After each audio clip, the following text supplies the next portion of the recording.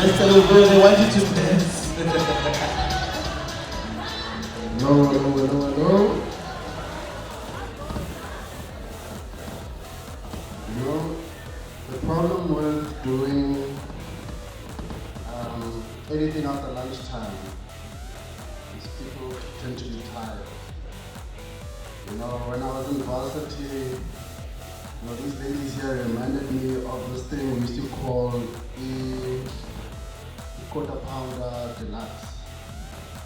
So every Friday we'd buy a quarter, and a quarter we'd eat the quarter, drink the beer, pass out for 2 hours. On a Friday afternoon, very unproductive. So I'm gonna ask if everybody can please stand up, please. And let's get the blood circulating. Can everybody please stand up?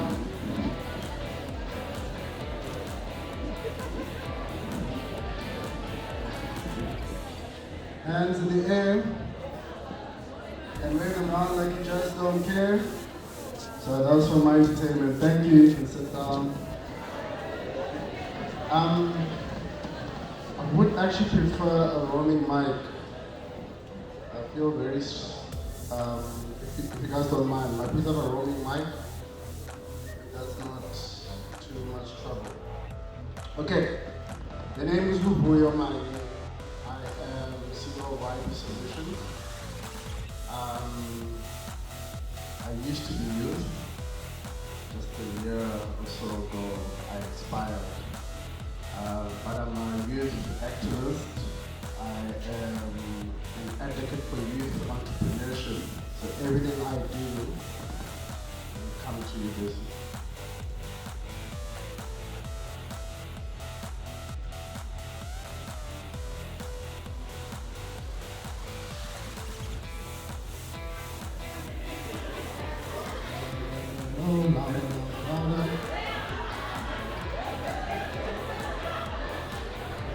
Okay.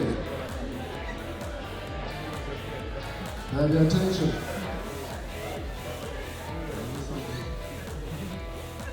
Okay, so I'm an entrepreneur. I've been an entrepreneur since I was in high school. And I like to mention that because I started with just ideas, which a lot of you come from. I loved to hear that some of you, especially UCC, in terms of what you're doing in agriculture, have already started doing some stuff. So in my journey today, I'll first tell a bit about myself, tell you what I've done in agriculture, some tips and things to consider when developing your business or entrepreneurial journey within agriculture. I think there are a lot of things that are within your hand that you can see, some things that you don't see. Right. So about myself, started my entrepreneurial journey when I was 16. Many ideas, many failures, no support systems. I didn't attend lovely conferences like these. But eventually got it right at some stage. And incidentally, I got in agriculture. And it took till I was 26, my first big project in agriculture. I studied finance, and now I'm going to be studying mathematics. Very disconnected from agriculture, but my focus has always been on problem solving. My interest has been around how do I solve problems for my society, and that's actually what found me in agriculture. So it took solving the problem in the Free State for me, which was how can I help communities create sustainable income so that they can continue to feed homes, right? Their homes, their children, take their kids to school, pay their electricity bills and so forth. The other problem I was trying to solve was how can they create their own sustainable energy? And I'll come into that about biogas in a moment. And I think where it really starts is understanding the ecosystem of entrepreneurship. Right? We first need to understand that there are about 3 pillars, and I'll say 3.5. Three main pillars, which are understanding the skill sets, the skills required in that particular issue of choice, the funding requirement and where to get that funding, which you'll learn a lot about tomorrow. 3, the market access, whom are you selling to?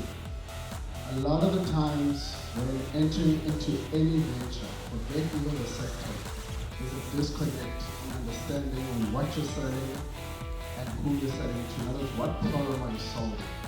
Right? Why are you starting a farm? Why are you starting agriculture? Is it because you want pocket money? Is it because you want to pay for school fees? Or is it because you want to service society?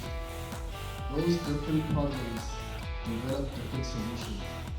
And some of those solutions become unsustainable. I think it's important to understand how does one create sustainability in that space. So within agriculture, my specific experience has been in pork, so farming pigs. We had 10,600 pigs in Free State and 110,000 chickens in the Free State as well. Right? But this is the trick. It was through collaboration. We not own one big farm of pigs or one big farm of chickens. We actually collaborated with 90 farmers. And I think the important part around understanding this is that in trying to service the big market, we needed to understand that we needed to be of commercial scale. Now, in different commodities, you'll know that there is a need for commercial scaling. For example, if you've got 10 hectare farm and you want to do commercial farming in potatoes, 10 hectares is not big enough. Right? You need about 120 hectares, for example. The question is where you're going to find 120 hectares. But maybe you can find 12 farmers of 10 hectares. You guys can work together and then service a spa. Right? A spa group would buy from you. Right? So I think it's important to understand in your different commodity spaces what you want to farm. Equally, understanding as well your geographic location and what you service. It's my first time in Guyana, by the way.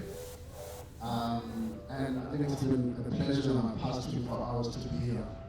So when I posted on my timeline, somebody asked me, hey, bring back some avocado, bring back some mangoes, bring back some lychee. Apparently they're everywhere. Now, I don't know if you know this. Do you know how often or how much avocados are required back in Johannesburg? I'm from Johannesburg. Do you guys know that? Okay, are any of you sending avocados there?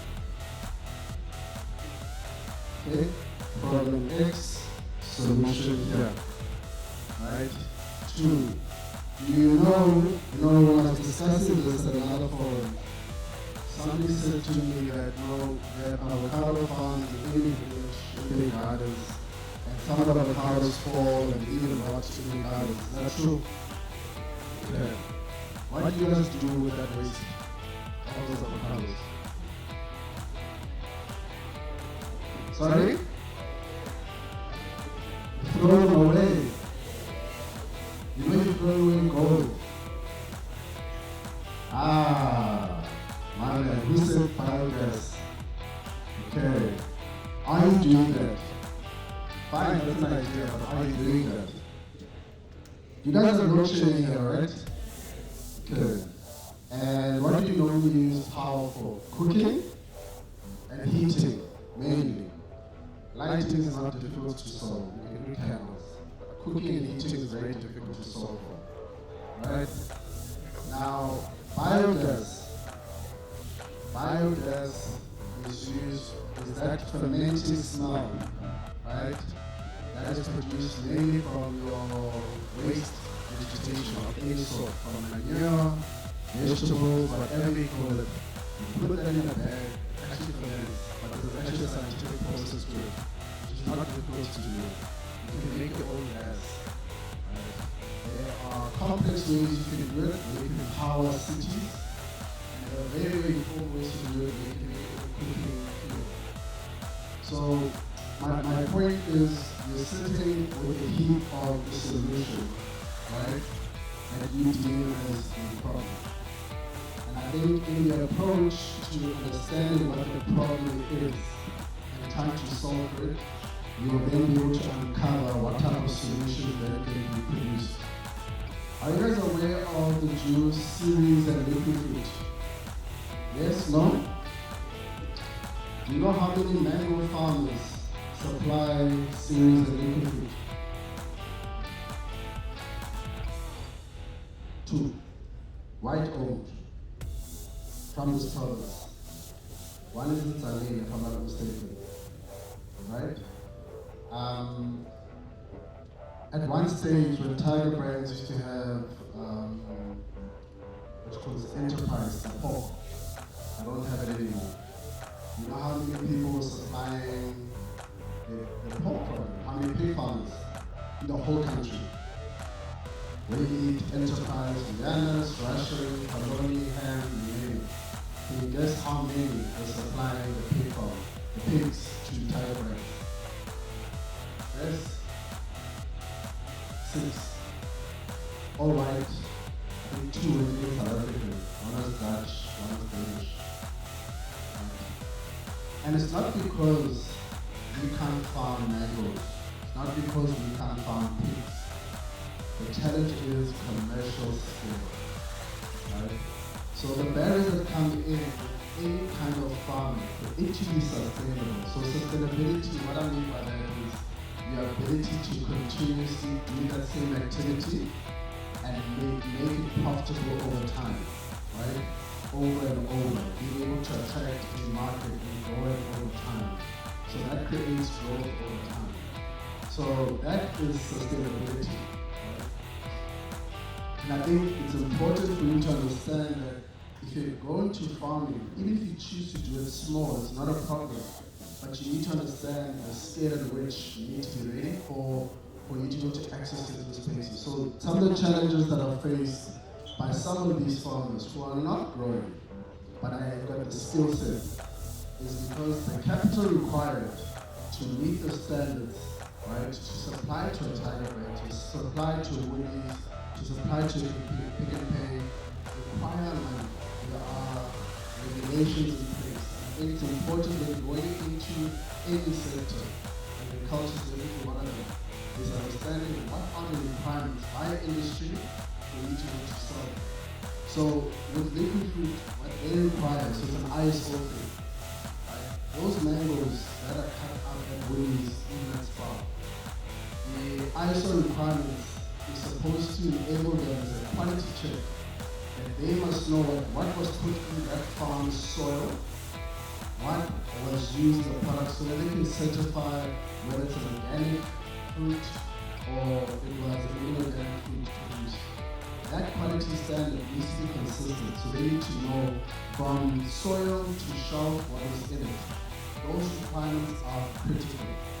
These requirements, unfortunately, require capital for you to figure out, to research, to know. There are various commodities that are very, very complex, but also there are various ways for one to be creative, right? And I think it's very, very important one needs to understand how do I want to collaborate when I lack something. So I have this thing where I always tell people, work with what's in your hands. On the stage here, we had people in agriculture, there was some marketing people, there was one person in logistics, there was one person in entertainment, which I found very interesting, and then the rest, unfortunately, I got lost in translation. But just to use the one that I understood, right? I mentioned that there's a demand, for example, for avocados in Johannesburg. You had one person who's a farmer, you got one person who might have a bike or a truck. Those are two aspects of the value chain, right? Primary agriculture, logistics. Right? Now you just need one clever person to figure out where the market is and how to reach them. You guys are all familiar with social media. Now, I would say it's like about the influence of social media and marketing and content development. It's not just selfies. How about using the platform for e-learning for people to learn? How about using the platform reach because there was no mode of transport. Because a lot of these digital platforms, what they're now doing, they're now enabling one to trade without me leaving my seat, right? So being able to connect that, and I believe sometimes there's an obsession around connecting to people on the panel, people on the stage, where the solution sits amongst all of you. And there has to be a deliberate intention to collaborate with each other. Because I'll give an example. When I got into agriculture, I was solving one thing. How do I make this profitable coming from a finance background? I then had to learn what it meant in agriculture. I had to learn what it meant in finance. Before I knew it, I was developing our own solar and biogas plants. Right? Before I knew it, I was developing my own potato farming operation as well. Right? Now we're working on an agriculture development fund. That's where I'm at now. And that journey came with me saying, I have got my 2 cents to solve this bigger problem. What is the problem? I'm trying to solve food security. Right? In the communities that I come from. So I'm a Free State, Northwest, Eastern Cape, where I'm all from all around. So I've been trying to solve problems in those particular sectors. Right. Are you all familiar with the commodities of agriculture? At least for those who are interested in agriculture. The commodities that are found in this province alone. So give me your top 5. What can be found? What fruits and veggies can be found here in Limpopo? Citrus, yes, that's a big one. Yes, that's a big one. Of course, that's a big one. So we've got citrus, we've got tomatoes, onions, yes. Bananas, yes. Peppers, yes, that's true. Pawpaw, Okay, so you also have, none of you guys are all correct, and avocados and meat. Now, do you know, with a lot of these things, do you know the Spa Group can buy from your farm directly if you produce? Okay, let me take a step further. Do you know that there are companies, big listed companies, that are prepared to fund you by producing some of these commodities here? Okay. Can you name me 5 of these companies? No, companies, not funding institutions, companies. Companies that produce these things. Can you name me 5 companies that would fund you for farming these commodities? 5. Yes, ma'am. ZZ2, yes. That's a big one, actually. Ubani? Okay, I did not know that. Thank you. Who else? Okay, let me help you with some obvious ones. You've got McCain, right? You've got PepsiCo. So let me break down PepsiCo. PepsiCo owns Pioneer Foods. Who's Pioneer Foods? Bokomo. The Bokomo brands, right? Liquid Fruits, Series Juice. They will fund you. And they'll also buy from you. Okay. You've got Tiger Brands. Who's Tiger Brands? Tiger Brands owns All Gold. So they'll buy your tomatoes, right? Tiger Brands owns your mayonnaise products. So they'll also buy your egg yolk, right? And they'll fund you too. And then McCain has got your refrigerated, your frozen veggies, right? Your peppers and stuff. And then Spar Group buys your fresh produce direct as well. These are the easier ones. However, the challenge with some of these funding companies, these companies that do the funding, they want to be able to see your ability to grow. They want to be able to see your ability to do scale. The challenge that people don't know when it comes to agriculture, is that they have a target. And this is where I hope I can give you some insight. So if they need to buy 10 tons of potatoes from you, they need to ensure that those 10 tons are there every day or every month or every harvest period. And that's why collaboration becomes important. There's a thing called aggregator farms, and what we then do is what my company does. We identify really good high growth potential farms. We group them together per commodity. So I'll find 10 potato farmers. Like now, for example, I'm looking for mango farms, right, for archer production. So we group them, and then we obviously design them according to what will that scale of output look like, and determine obviously how we can group them together, train them together, share resources, because obviously there's no point if there's 5 of us having 5 trucks, there's going to be 5 of us maybe having 2 trucks, and then synchronizing delivery, collection. And then there's one very important aspect which just gets overlooked, especially when it comes to crop farming, which is soil management. Right? There's a big company called Omnia, and I worked with Omnia quite a bit in the past, and I think ZZ2 does the same, where they trained the farmers, including myself at the time, on soil management and understanding the needs of the soil, where we either over-irrigate or under-irrigate, and also planning for drought and planning for rainy seasons, and how do we prepare for that? Have you ever wondered when there's drought, all the small farmers collapse, but the big farmers are fine, right? The yields might even drop a little bit, but actually they're fine. And what actually happens is that their soils have been prepared. So they've gone extensively in research in understanding the climate cycles, and they've also invested in treating the soil, that it retains obviously nutrients longer without the need of irrigation. So obviously that is an issue. The last matter I want to cover on the agriculture side is when identifying land. I think it's very important to understand your borehole systems, right? To understand what are your irrigational paths. In mining, for example, and I'm sure that's covered earlier, before the guys go have mines, and they know where the seams of minerals are flowing. So, this space is your iron ore, there's platinum in this province. You're not really going to come here and coal as well, right?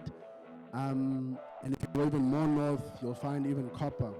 But these seams have been investigated, they have been understood, there's data. So when the guys go and prospect, they may not know 100%, but they've got a good sense of where the certain minerals will be before they then prospect. Equally with agriculture, there are certain climates, there are certain areas that one would need to understand that they need to farm certain products, but equally from a financial perspective, understanding access to water, access to irrigation, where there isn't immediate watering systems available, right? So understanding I think it's called the I'm blank now.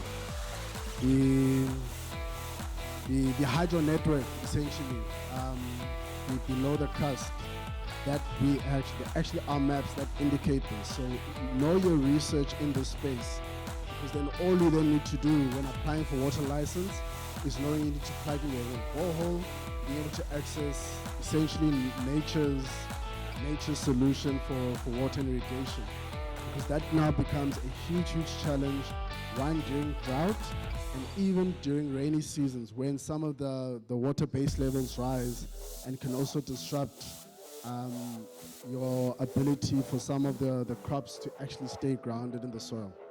All right. And I think for me then that becomes the most critical part when understanding the geography, one, but also market access, right? When it comes to agriculture and agricultural development. I think also in some of the journey, and I'll come to now the biogas, the gaps that we don't realize is that when we investigate biogas. Biogas is probably, I think, the least spoken of renewable energy sources. But also there's this thing called baseload, right? It's the one type of power outside of fossil fuel where you can deliver consistent flow of energy. 2 minutes left.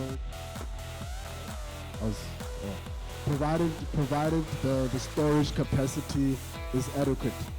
And I think this is the one gap in the agricultural space that is then missed when it comes to energy production because of the gaps that are missed. The solution that can be created rather by the wastage that is then discovered or created either by overproduction in certain areas or misuse of certain production, like the gardens that have now waste products of overripe or unused fruits. The other, there's a lady who was in the makeup space, and I think this is where some opportunities are now missed when it comes to applications and different uses and industries that are now required in industry, right? So myself as a health person, I always look to organic products. So I always look at ways one can produce health smoothies with some of the fruits and some of the vegetables like kale and avocado is quite a big one. But also the beauty products, there are various ways one can extract various oils, and I think there's a huge potential in the agro-processing component. So the Department of Agriculture, for example, funds agro-processing quite at length. There are initiatives like the Black Industrials Program, which is from the DTI and the IDC, which I'm sure you guys will hear about in the next segment, around funding agricultural and agro-processing solutions. And I think this is a very exciting part around agro-processing. Right. So to give you an example, right, around money, I think I may have lost you guys there. So maybe let's talk money, right? Do you think millionaires can be made from farmers? Yes, no? Really? What type of millionaires can be made from farmers? Right? How much money do you think one can make from farming? Give me an example, like realistically. Right? 50K. So when I was 27, we done a project, 55 million, right? And it required a lot of funding from government and private sector, right? In the mango production, right, people are making in the millions per month. Equally with chicken production, one can make hundreds of thousands per month. The scale of money that's in agriculture is enormous, right? But we also included high performance concrete at the time. And I think it's really important you understand the scale, and equally important to understand where you can also start, right? And I think really just to end off, the most important part is around collaboration, and I think understand what you guys have amongst yourselves to work with each other, and then understand how you can take things forward. Thank you.